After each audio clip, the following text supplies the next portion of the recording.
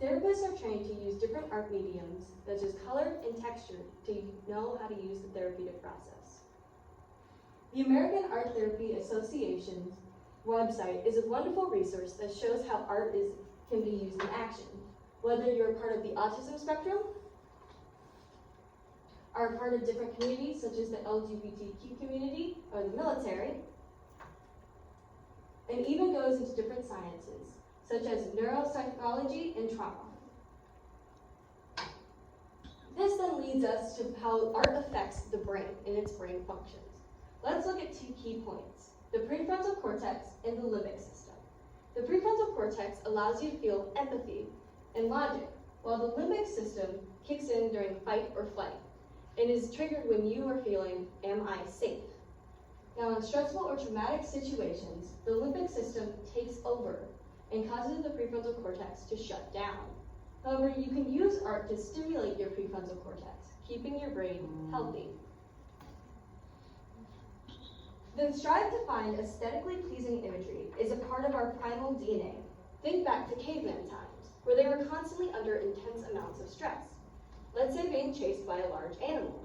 However, when they weren't under stressful situations, they strove to find aesthetically pleasing imagery, such as flowers, or as we've seen, they've painted cave art, stimulating their prefrontal cortex, allowing us as a species to evolve.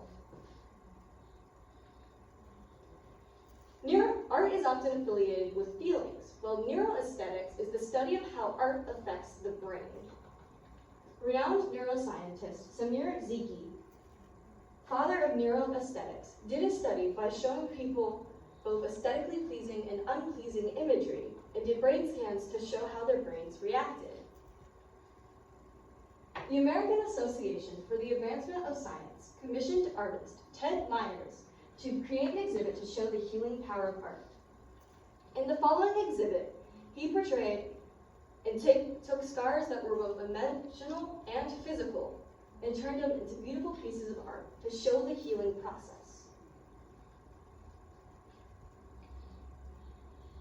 Last spring, I had stumbled across a video featuring students from the Art Institute of Chicago using art to combat loneliness as a part of the Unlonely Project. The Unlonely Project's goal is to educate those of the consequences of loneliness and how to combat it with art. The following video is a video of Jeremy Noble, founder and president of the Unlonely Project, giving the key concepts of the Unlonely Project.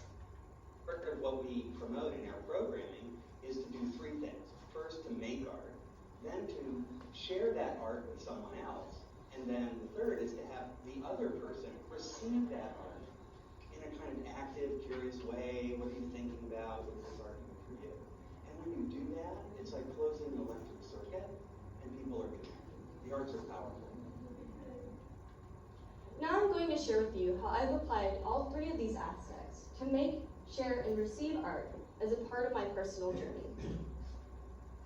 I've combined my 2 passions, my love for horses and my love for art, when I had created the Art for Horses Youth Art Show, where we had over 31 entries and raised $140 for the Georgia Equine League's Horses in Need.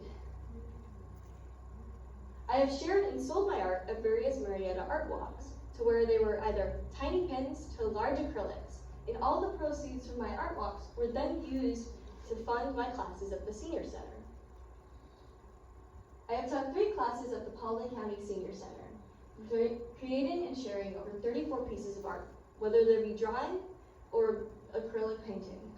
And they were encouraged to name their art and then share it with a loved one. These classes were then later featured by Caitlin Ross from 1111 News.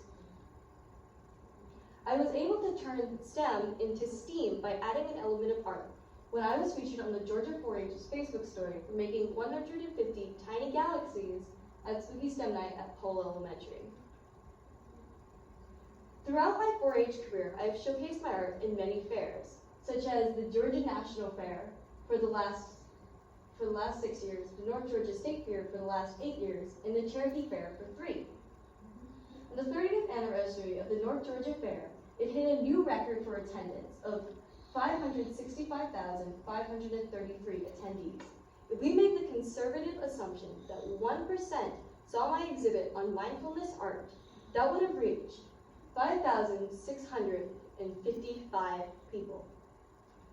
Throughout my 4-H career, I have shared my art with many exhibits and share fairs reaching over 2,000 4-Hers. At the Paulding County 4-H Open House, not only did I share my art and 4-H experiences, its attendees had the ability to make some really cool abstract greeting cards. One of my favorite examples that has applied to all concepts of the Unlonely Project is the Zentangle Christmas ornaments, where I taught a class teaching Zentangles, or how to make the Zentangle ornaments.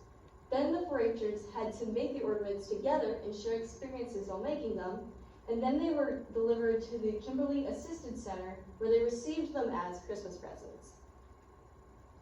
Inspired by my classes at the Senior Center, I had created and painted an image titled Thankful, which was then accepted as the Georgia 4-H Foundation holiday card cover, which was then sent to all of our donors as a thank you.